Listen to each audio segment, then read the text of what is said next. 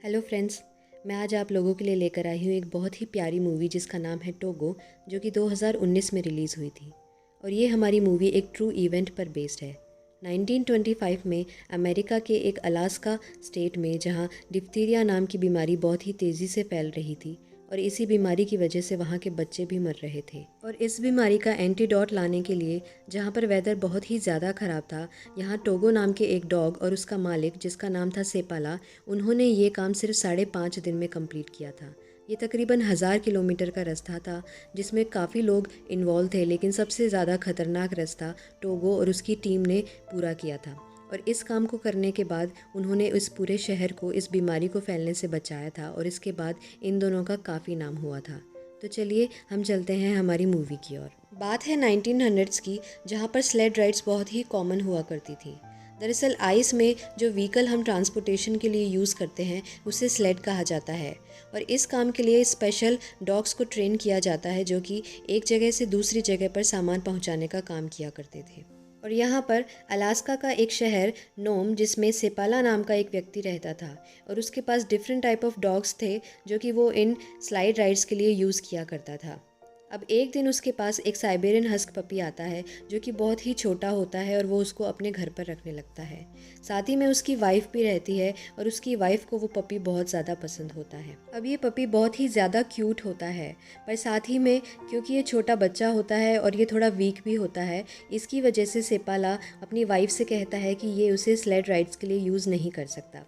इस पर उसकी वाइफ कहती है कि ये अभी बहुत छोटा है और इस चीज़ के बारे में ये लोग बाद में सोच सकते हैं। पर इसके बाद भी सेपाला कहता है कि उसे नहीं लगता कि वो लोग उसे स्लेड राइड के लिए यूज़ कर पाएंगे। पर अपनी वाइफ के बार बार बोलने पर सेपाला उसे अपने घर में रखने के लिए मान जाता है। अब ये दोनों उस पपी का नाम टोगो रखते हैं। अब समय के साथ साथ टोगो बड़ा होने लगता है और इसके साथ साथ ही वो बहुत ही ज़्यादा शैतान भी होने लगता है। अब टोगो हमेशा सेपाला को परेशान किया करता था। इसके बाद हमेशा उसकी वाइफ उन दोनों को देखकर मुस्कुराया करती थी। अब यहाँ सेपाला की वाइफ उसे कहती है कि वो टोगो को भी अपनी स्लेड राइड्स पर लेकर जाया करे, पर यहाँ सेपाला उसे मना करता है और कहता है कि टोगो बहुत ही ज़्यादा वीक है और वो इस तरीके की राइड्स को सरवाइव नहीं कर पाएगा। इसके बाद एक दिन सेपाला टोगो से परेशान होकर वो उसे अपने एक दोस्त को दे देता है। टोगो के जाने के बाद सेपाला की वाइफ बहुत ही ज़्यादा दुखी हो जाती है, लेकिन अगले दिन हम देखते हैं कि सेपाला का फ्रेंड टोगो को वापस उनके पास ले आता है और वो कहता है कि वो टोगो को अपने साथ नहीं रख सकता क्योंकि टोगो बहुत ही ज़्यादा शैतान है। इसके बाद सेपाला की वाइफ ये देखकर बहुत ही ज़्यादा खुश होती है। इसके बाद हम देखते हैं कि सेपाला जब भी अपने बाकी डॉग्स को राइड पर लेकर जाया करता था तो टोगो भी उनके साथ जाने की कोशिश किया करता था। अब यहाँ सेपाला उसे फेंसेस के बीच में बांध देता था, पर यहाँ टोगो जैसे तैसे करके वहाँ से भी निकल आता था। और जब वो अपनी ट्रेनिंग्स के लिए जाया करते थे तो टोगो भी बाकी डॉग्स के साथ खेलने लग जाता था और इस वजह से सेपाला के बाकी डॉग्स की ट्रेनिंग भी गड़बड़ हो जाया करती थी। अब टोगो से परेशान होकर सेपाला अपने घर पे अपनी एक फ़ीमेल फ्रेंड को बुलाता है और वो टोगो को उसे दे देता है। अब जब वो फीमेल फ्रेंड टोगो को अपने घर पर रखती है, उसके बाद हम देखते हैं कि थोड़ी ही देर बाद में टोगो ने उसके घर के विंडो का कांच तोड़ दिया और वो वहाँ से निकलकर अपने घर की ओर भाग गया। रास्ते में जब वो सेपाला को मिलता है तो उसे देखकर सेपाला फिर से परेशान हो जाता है। अब उसे समझ नहीं आ रहा कि वो टोगो का क्या करे। इसके बाद जब वो टोगो के पास जाता है तो वो देखता है कि उसके हाथ से खून बह रहा है। तो अब वो टोगो को गोद में उठाकर उस स्लेड राइड पर बिठाने की कोशिश करता है, पर टोगो उस स्लेड राइड पर नहीं बैठता। वो बार बार उससे उतरने की कोशिश करता है। अब बार बार कोशिश करने के बाद भी टोगो उन स्लेड राइड के ऊपर नहीं बैठता। इस पर सेपाला डिसाइड करता है कि वो बाकी डॉग्स के साथ उसे बांध देगा। अब जब वो बाकी डॉग्स के साथ उसे बांधता है और वो अपनी राइड शुरू करते हैं तो वो सेपाला नोटिस करता है कि टोगो में बहुत ही ज़्यादा एनर्जी है और वो बाकी डॉग्स के मुकाबले काफ़ी तेज़ भाग रहा है। इस पर बीच में उस राइड को रोककर सेपाला टोगो को सबसे आगे बांध देता है और हमेशा से काफ़ी कम ही समय में वो लोग अपने घर को बहुत ही जल्दी पहुंच जाते हैं। इसके बाद सेपाला अपनी वाइफ को टोगो के बारे में बताता है कि ये तो बहुत ही ज़्यादा एनर्जेटिक है और बहुत ही तेज़ बाकी डॉग से है। ये सब बातें सुनकर सेपाला की वाइफ बहुत ही खुश होती है और इसके बाद सेपाला डिसाइड करता है कि अब से वो टोगो को अपनी स्लेड राइड्स में लेकर जाया करेगा। और यही नहीं बल्कि वो अपनी स्लेड राइड्स का टोगो को लीडर भी बना देता है। अब टोगो और सेपाला मिलकर अपने शहर में काफ़ी ज़्यादा रेसेस जीतते हैं और इनके बाद उन दोनों को अपने शहर में लोकल फेम भी मिल जाता है।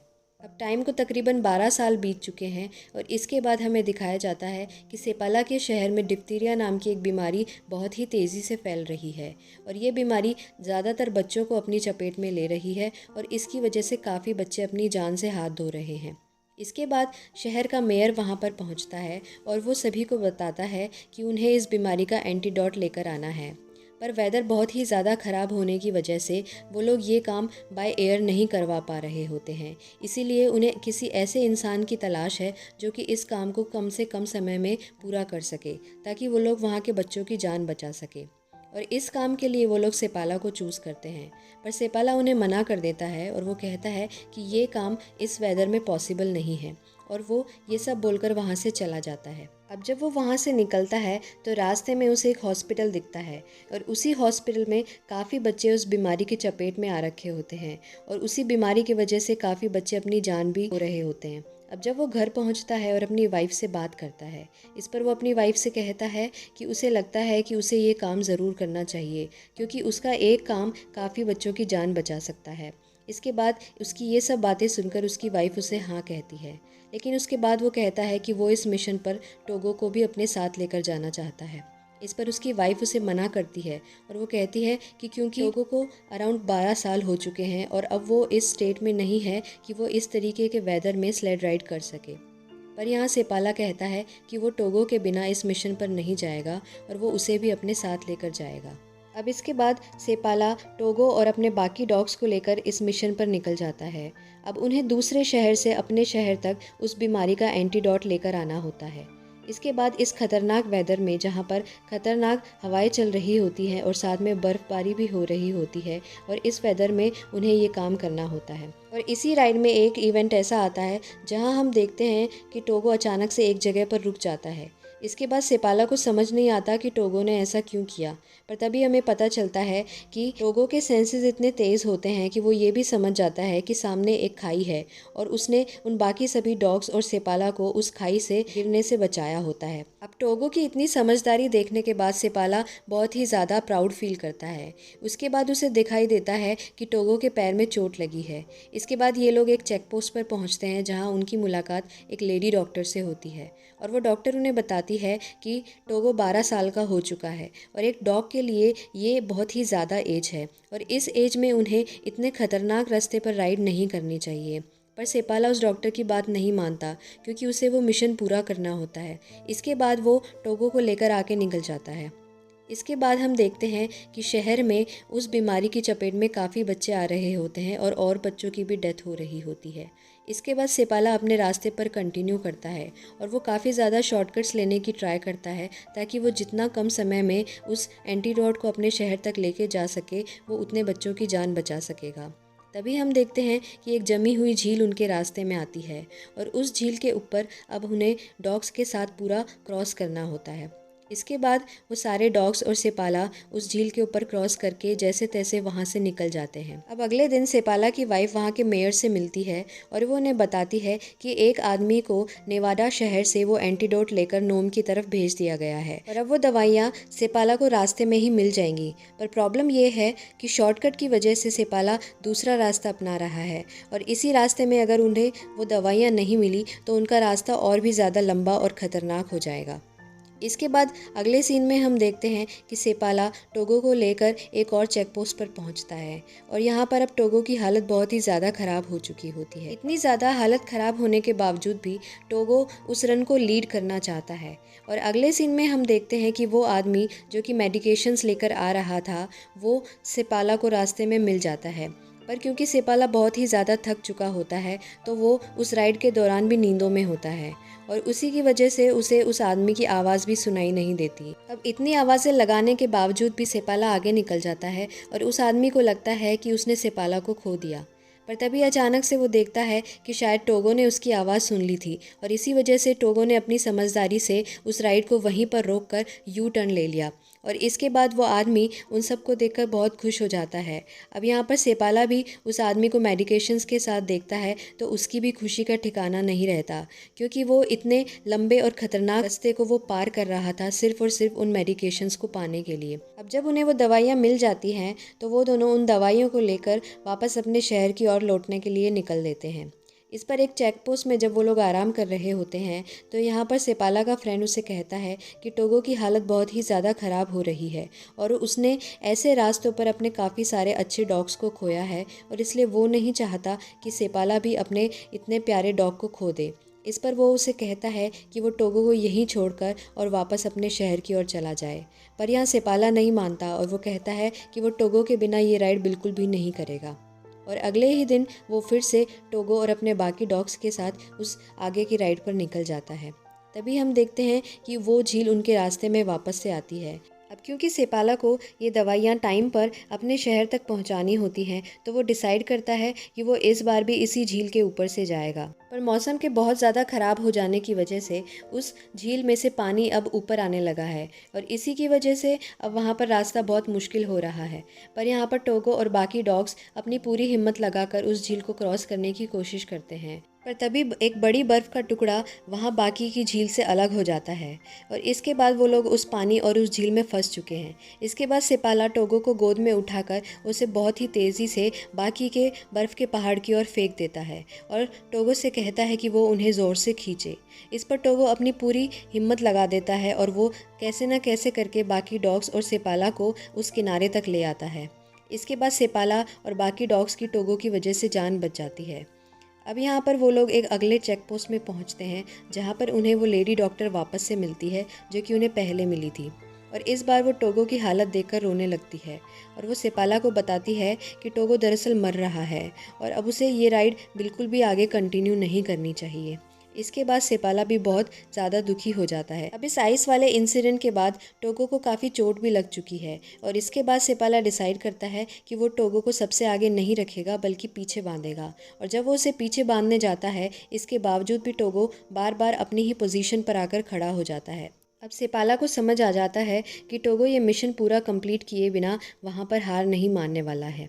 अब सेपाला और उसकी पूरी टीम आगे का रास्ता कवर करने के लिए निकलते हैं, पर कुछ ही घंटों के रास्ते के बाद मौसम और भी ज़्यादा ख़राब हो जाता है और इसके बाद सेपाला को आगे कुछ भी दिखाई नहीं देता।